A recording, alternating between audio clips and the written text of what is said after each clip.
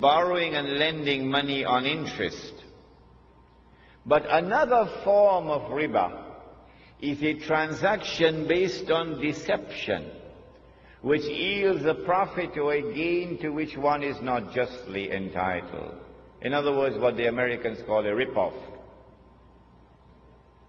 Today, the whole world, the economy around the world, is in the grip of riba or usury. But notice that the modern riba economy originated from Britain. It is the Bank of England, which was established at the end of the 17th century.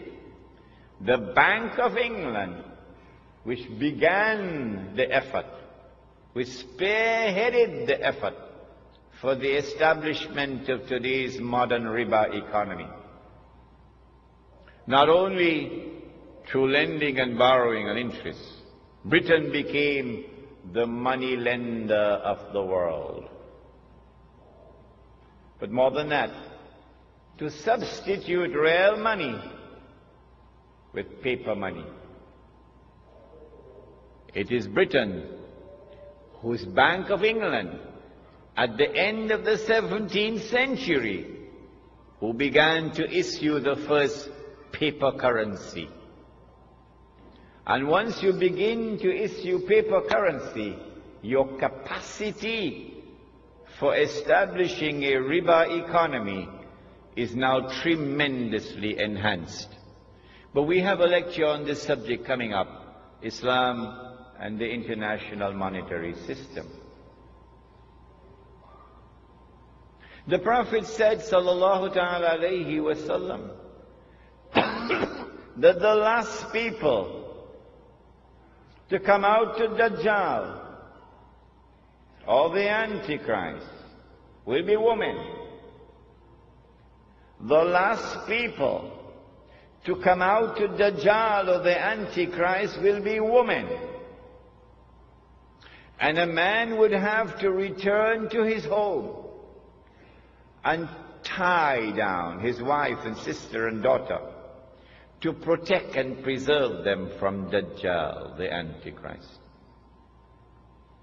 Indicating that when Dajjal's mission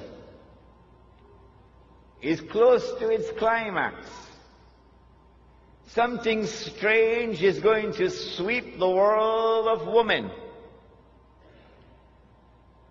That they are going to be deceived, utterly deceived. That what would appear to them to be the road to progress, which they will eagerly grasp and embrace, what would appear to them to be a revolution in the world of women, the likes of which mankind never witnessed before, would in fact be Dajjal's deception. I believe you will share with me the view that that prophecy of the blessed Prophet Muhammad alayhi salatu wasalam is today being unfolded in the modern feminist revolution and its so-called struggle for women's liberation. That also is a topic which is coming up in our series of lectures.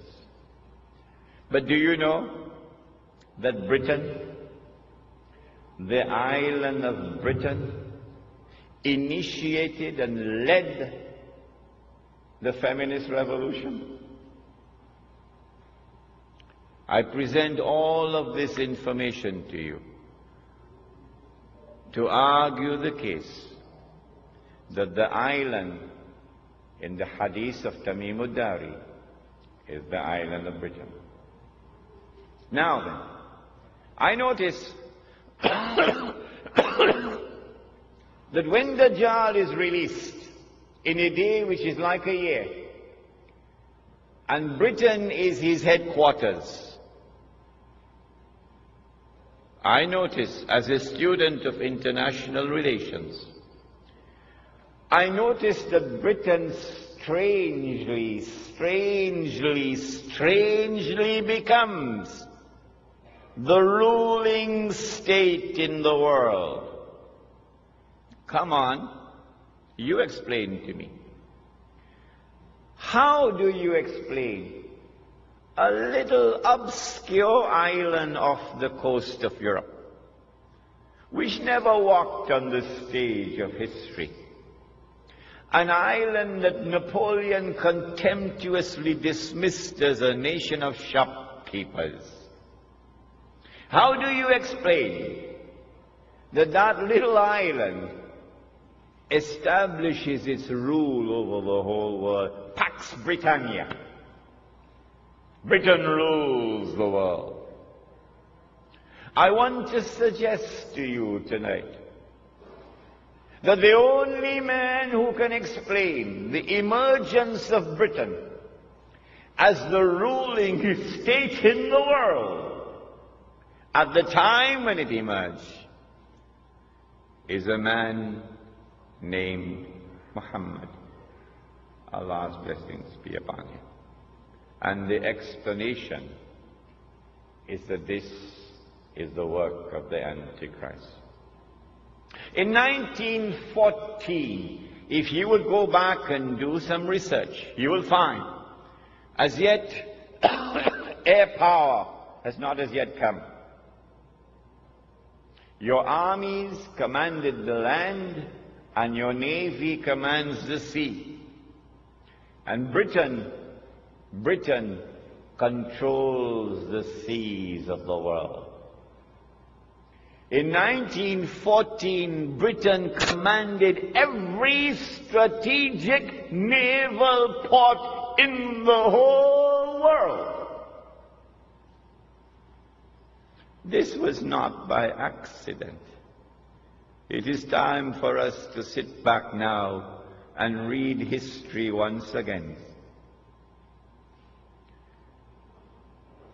It is because Britain was poised at that moment, commanding the seas around the world, and the Zionist movement had accumulated this vast chest of money through the diamond mines of South Africa, that in the summer of 1914 they were ready to strike with an act of terrorism.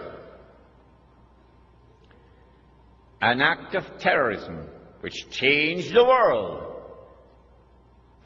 I want to suggest to you that the authors of that act of terrorism in the summer of 1914, through which the Archduke Franz Ferdinand was assassinated in Sarajevo, are the same authors who planned and executed the September 11 attack on America.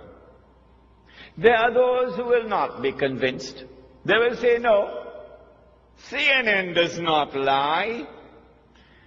The American government does not tell any lies.